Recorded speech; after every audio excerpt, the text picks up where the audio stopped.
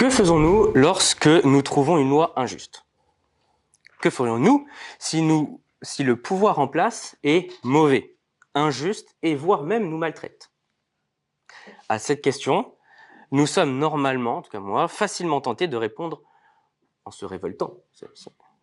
Alors même si nous n'utiliserions pas forcément les termes de révolte, l'idée resterait tout de même d'agir fortement, voire violemment dans certains cas, contre ce pouvoir en place. Sans aller jusqu'à dire ni Dieu ni maître, ne faut-il pas tout de même se débarrasser d'un pouvoir injuste qui nous maltraite si nous sommes menacés?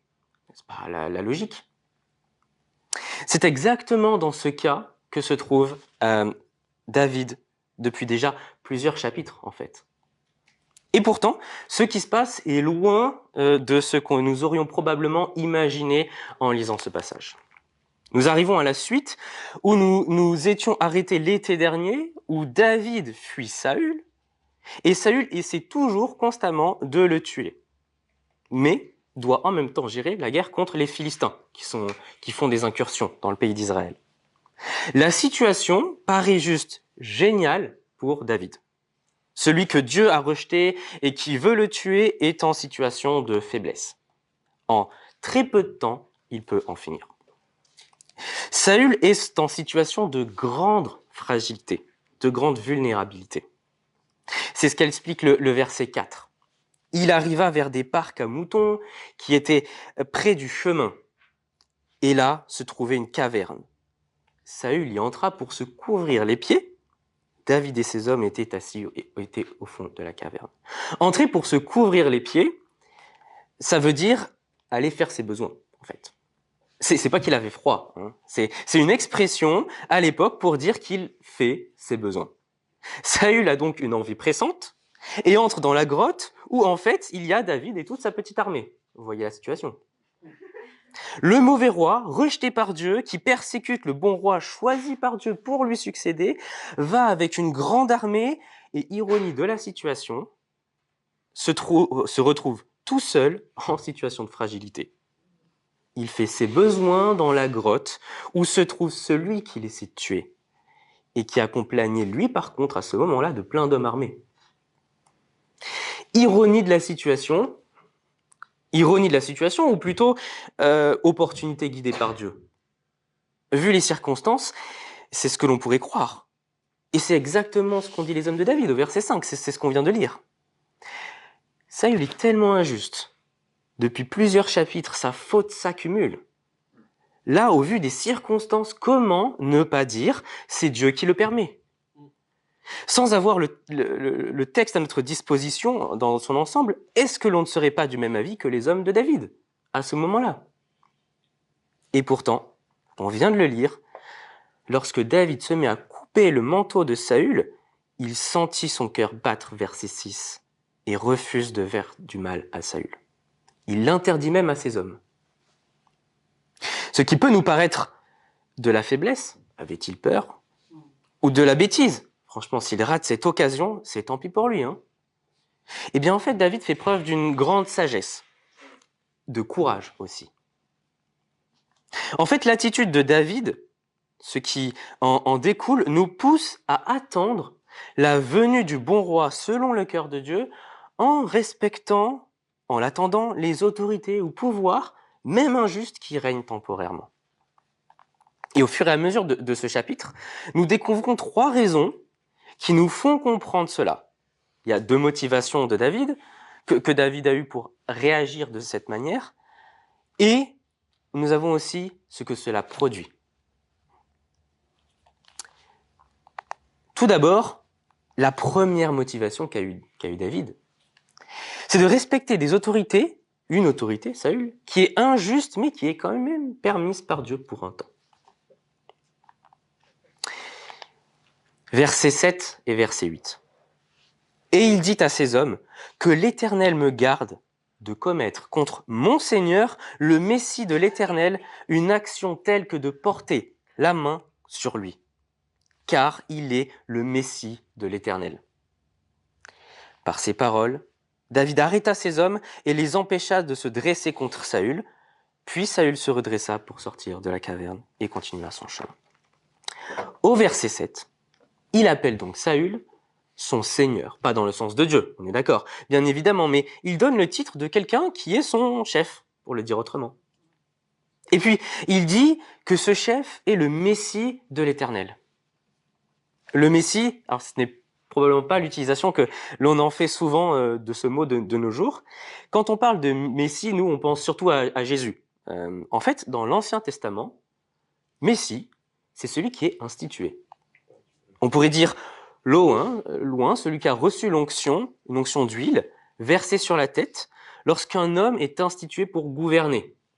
C'est le cas des rois, c'est aussi le cas des grands prêtres, en fait. Toute personne qui est instituée à l'époque.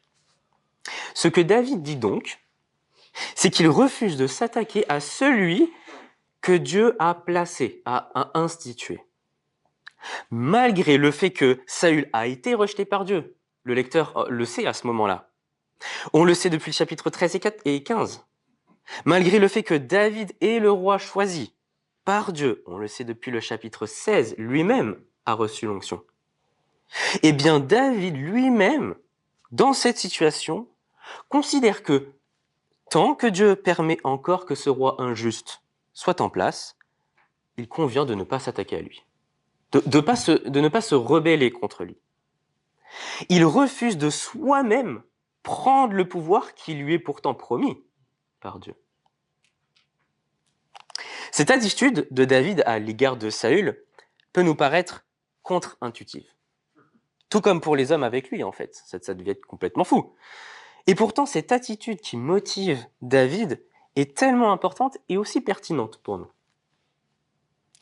Dans ce passage, nous nous trouvons en Israël, en moins 1000 à peu près, et les rois sont institués par Dieu. En fait, le peuple d'Israël a une alliance particulière avec Dieu. Les rois ne sont pas élus à la majorité comme nous. Ils sont choisis directement par Dieu. La situation politique de ce contexte ne se transpose pas directement à notre contexte. Mais même s'il est vrai qu'on se trouve dans un contexte bien particulier et différent d'une autre, il y a tout de même beaucoup de similitudes avec notre situation actuelle. Il y a des correspondances qui nous amènent à comprendre que l'attitude de David reste bien, en fait, une attitude qui est un exemple aussi pour nous, maintenant. Il s'agit de cette fameuse correspondance entre cette histoire d'Israël et la grande histoire de l'humanité. Il y a des différences et il y a des similitudes. Saül est un roi mauvais, rejeté par Dieu, mais permis par Dieu pour un peu de temps. D'une certaine manière légitime, d'une autre manière illégitime.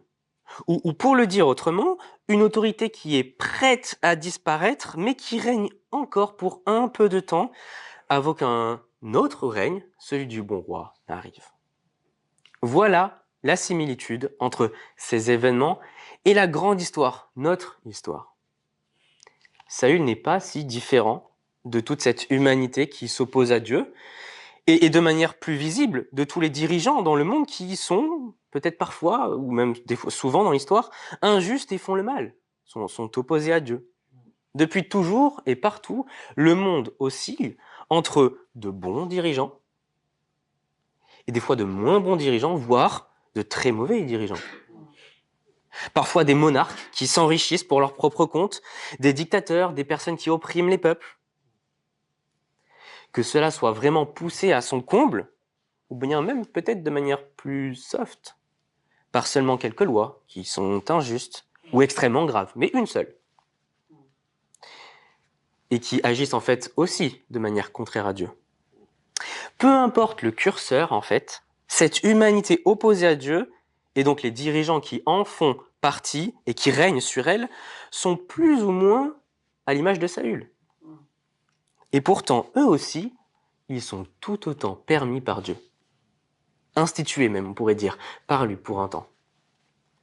Lorsque l'apôtre Paul doit expliquer aux chrétiens non-juifs de Rome comment ils doivent se comporter face à leur autorité, qui sont injustes, à Rome, à cette époque, celle qui était en place n'était déjà pas du tout propice aux chrétiens, faisait des choses contraires à la volonté de Dieu, et régnait certainement pas pour le bien du peuple.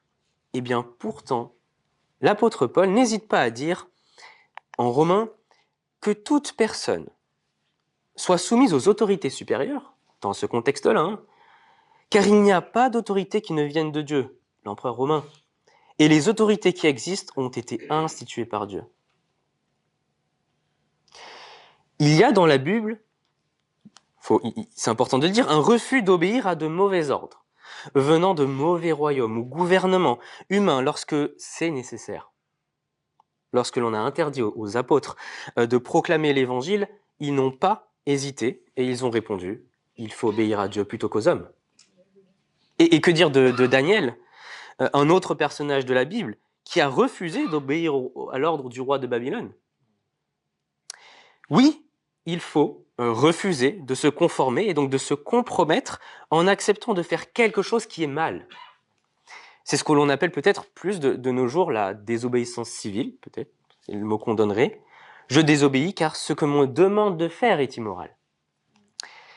Nous pourrions faire une explication en fait plus détaillée de la question du rapport à l'obéissance face à des lois injustes, et pourquoi pas en parler tout à l'heure, après notre temps ensemble, mais ce n'est pas la visée de ce passage en Samuel. Oui, ne pas se conformer à de mauvaises directives, d'accord, mais il ne faudrait pas se tromper non plus.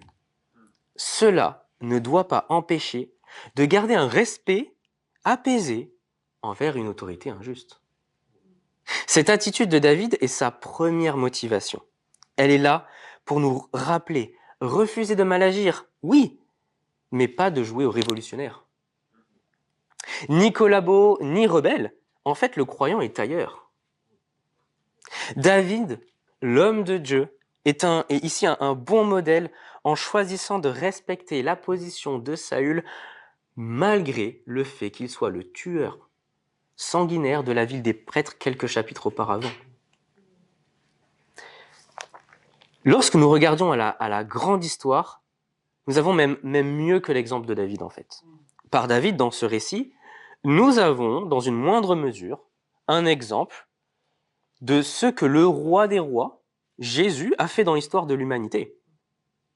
Lui, on vient de le chanter, qui est de condition divine, a accepté pour un temps l'humiliation. Jésus régnera définitivement sur toute la terre.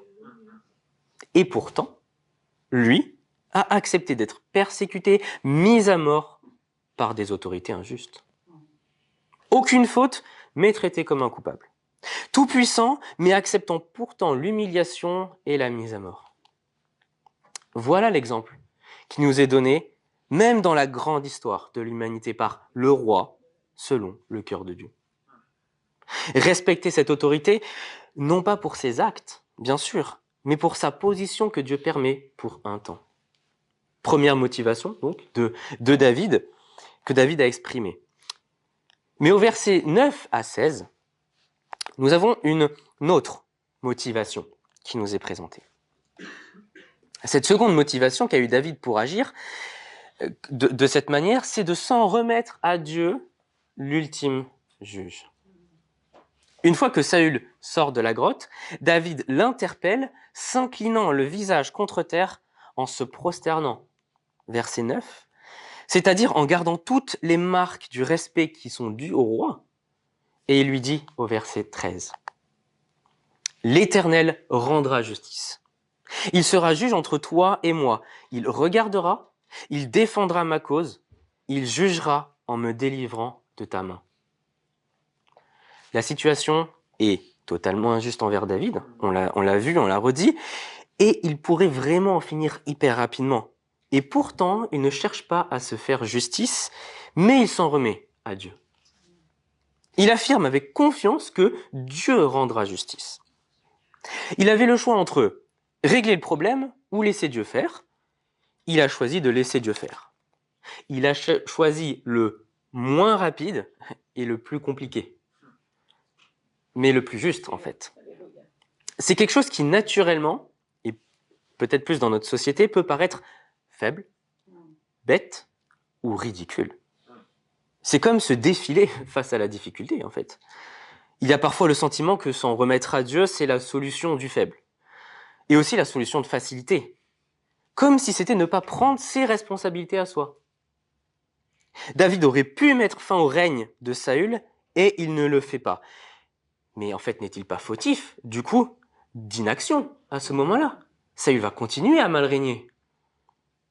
Et en fait, bien au contraire. Ce n'est pas une attitude motivée par la faiblesse, déjà. Au verset 12, David en donne la preuve à Saül. Vois mon père. Vois donc le pan de ton manteau dans ma main. Puisque j'ai coupé le pan de ton manteau et que je ne t'ai pas tué, reconnais et considère qu'il n'y a dans ma conduite ni méchanceté, ni révolte, et que je n'ai pas péché contre toi. De un, il avait les capacités de le tuer. C'est Saül qui était en position de faiblesse.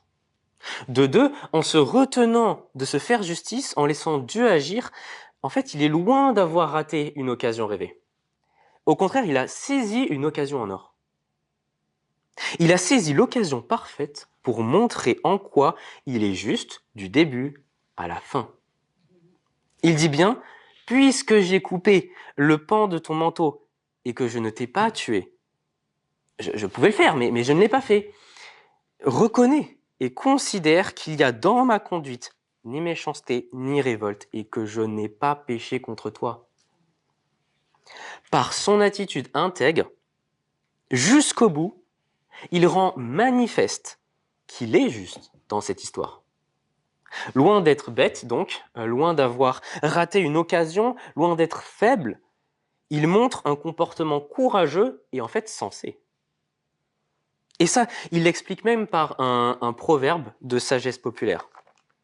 Au verset 14, il dit, comme dit le vieux proverbe, « C'est des méchants que vient la méchanceté. Aussi ma main ne sera pas contre toi. » On ne résout pas une injustice en rajoutant de l'injustice. On ne résout pas le mal par le mal. Ça paraît évident. On ne rajoute pas de la saleté pour nettoyer. C'est de l'ordre de la sagesse populaire, en fait. Saül agit mal, David ne veut pas faire de même. Sous la pression d'une autorité injuste, s'en remettre à Dieu, c'est aussi un moyen de se retenir de jouer au voyou. C'est éviter de se compromettre à son tour. La violence appelle la violence. Pour régler le problème, il faut la stopper. Dans notre récit, nous avons un cas extrême avec Saül. Même lorsqu'il s'agit de ne pas avoir pourtant des Saül comme dirigeants, il peut être tout aussi difficile de ne pas chercher à se faire soi-même justice, même pour des choses que l'on peut paraître insignifiantes. Avant la démocratisation des plateformes de vidéos à la demande, avec les prix élevés des films et des séries, il y avait la tentation bien plus importante, je pense, du téléchargement illégal. Franchement, une si grande taxe, et l'industrie du cinéma, elle récolte des millions. Ce prix, il est injuste. Et puis, je ne fais de mal à personne, en fait. Injuste, peut-être. Et pourtant, nous sommes appelés à supporter les injustices pour ne pas se rendre justice à la place de Dieu. Je pense que l'on pourrait trouver plein d'autres exemples. Les transports en commun trop chers et nécessaires, les impôts, etc., etc. Nous pouvons facilement avoir le syndrome des Robins des Bois. Jouer aux Robins des Bois pourrait être justifié dans un monde où Dieu n'existe pas. Cela aurait tout son sens dans un monde où le juste juge est manquant. Mais ce n'est pas le cas. Nous avons cité les propos de Paul aux Romains tout à l'heure, qui nous permettaient de voir en quoi les apôtres ont appliqué ces principes que l'on discerne chez David aux chrétiens. Eh bien, en fait, nous pourrions continuer à citer la lettre aux Romains.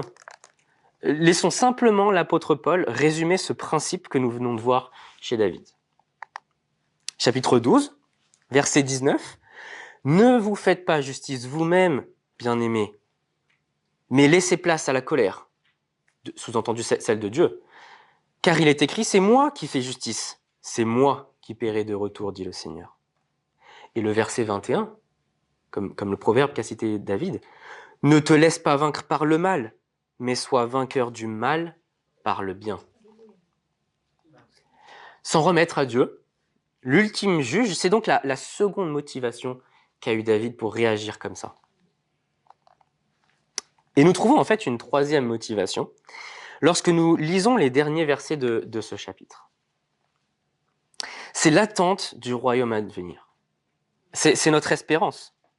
Un peu comme le lecteur qui suit le récit du livre de Samuel et qui attend de voir que David enfin prenne sa place. Cette assurance du royaume à venir, nous la voyons dans les derniers versets, 17 à 23. Nous avons enfin, dans cette dernière partie, la réaction de Saül à tout ça. Et franchement, quelle réaction! Verset 17, il sanglote. Verset 18, il reconnaît « Tu es plus juste que moi, car tu m'as rendu du bien et moi je t'ai rendu du mal. » Mais Saül ne fait pas que reconnaître que David est resté intègre et que lui a toujours mal agi. Il reconnaît aussi une autre chose très importante au verset 21. Il dit « Maintenant, voici, je le sais, tu régneras à coup sûr et tu auras le royaume d'Israël bien en main. » Voilà enfin, après tout ce que Saül a fait, son entêtement, après cet événement où David aurait pu le tuer mais a choisi de continuer à bien agir, Saül reconnaît que ce bon roi régnera fermement sur le pays. Cette attitude de David a produit chez Saül ce résultat. Saül n'est pas si différent de cette humanité, on l'a dit, rebelle à Dieu, qui elle aussi est appelée à reconnaître le bon roi. Pas le David de notre récit, mais le roi selon le cœur de Dieu, Jésus, appelé à régner sur le monde entier. Même l'ennemi du bon roi selon le cœur de Dieu, ici, reconnaît ce royaume à venir. Dans tous les cas, à la fin, mis en face devant la réalité, tout le monde, bon ou mauvais, reconnaîtra la seigneurie du bon roi. Ami ou ennemi. Il ne s'agit pas de croire que obligatoirement les gens, et surtout les mauvais dirigeants que l'on pourrait avoir dans notre monde, vont changer par notre bonne attitude. Dieu peut utiliser un bon témoignage en restant intègre pour que certaines personnes reconnaissent leur mauvais comportement. Mais surtout, il s'agit bien de regarder au royaume à venir, sans croire que la résolution peut advenir maintenant. Et c'est dans ce sens-là que l'on peut attendre la reconnaissance finale du bon roi. Nous avons cité plus haut l'apôtre Paul. Eh bien, nous pouvons encore faire référence à un apôtre, l'apôtre Pierre. Il dit « Au milieu des païens, ayez une bonne conduite, afin que là où ils vous calomnient, comme faisant le mal, ils voient vos œuvres bonnes et glorifient Dieu au jour de sa visite. » L'attitude des personnes qui se comportent à l'image du bon roi servira bel et bien, au final, pour la gloire de Dieu, pour la gloire du roi des rois. En tout cas, là, dans cet entre-deux de notre récit, avec Saül qui est encore là, encore roi, David pas tout à fait roi, David fait quelque chose d'extraordinaire. Nous sommes encore dans l'attente de son règne. David ne va pas régner au chapitre 25 juste après. Et même Saül va continuer à mal agir. Et pourtant, devant la repentance affichée de Saül, qui dit au verset 22 « Jure-moi maintenant par l'Éternel que tu ne détruiras pas ma descendance après moi et que tu ne détruiras pas mon nom de ma famille », eh bien ce bon roi, au verset 23, le lui jure. Face à la supplication de Saül, David répond avec bonté, en promettant fermement que le moment venu, quand il sera roi, il laissera la vie sauve à Saül. Cette bonté de David dans ce récit est à l'image de la grâce que le vrai roi selon le cœur de Dieu, Jésus a aussi envers l'humanité tout entière, qui lui est pourtant opposée dans sa grande majorité. C'est l'attitude caractéristique du bon roi selon le cœur de Dieu. Ce bon roi en attendant son règne définitif, offre la grâce à tous ceux qui, un peu comme Saül ici, acceptent de venir avec supplication lui demander son pardon, en sachant que de toute façon son règne est certain. Un règne bon, par contre, à l'image de sa conduite, loin d'un règne de terreur, justement. C'est comme ça que Dieu a voulu que les choses se passent en Israël à cette époque, et c'est comme ça aussi que Dieu agit, même maintenant encore à notre époque. Jésus, ce roi humilié, mis à mort pour nos péchés, permet, c'est vrai, on le voit, qu'il y ait des dirigeants et une humanité qui est détournée de Dieu et qui tente de régner et qui le fait, en fait, bien mal, généralement. Mais pendant ce temps de grâce, comme David, il reste bon envers quiconque comprend et accepte, comme Saül, d'admettre la justice de ce roi. Ce n'est pas le pardon offert par un dictateur sanguinaire, comme Saül, justement, qu'on supplierait par peur, mais c'est la grâce entière et assurée d'un bon roi aimant. C'est ce qu'on voit de David dans ce passage. David n'était qu'un homme, mais si lui, en tant qu'homme, il a pu jurer à Saül de ne pas le tuer quand il sera roi, et on peut le croire au vu de tout ce qu'il a fait, alors rendons-nous compte combien est assuré le pardon que Jésus offre. Cette assurance du royaume à venir, que confesse Saül, est une bonne nouvelle qui doit, nous aussi, nous réconforter et nous remplir de paix et de confiance. En lisant le livre de Samuel et en arrivant à ce passage, nous ne sommes peut-être pas aussi satisfaits que si David allait enfin régner. On aurait aimé en tant que lecteur. Mais quel beau soulagement quand même d'être assuré, encore plus après cet événement, et toute la bonne conduite respectable de David, que oui, il va régner à la fin du livre, de la première partie du livre, mais il va réellement régner. La confession de Saül, l'ennemi dans ce texte, est là pour obliger le lecteur à comprendre que c'est acté. C'est ce que l'auteur veut faire comprendre au lecteur. Cet enthousiasme que l'auteur cherche à produire en nous en lisant ce récit doit nous permettre de recevoir un puissant encouragement et une grande paix lorsque nous pensons à la grande histoire de l'humanité.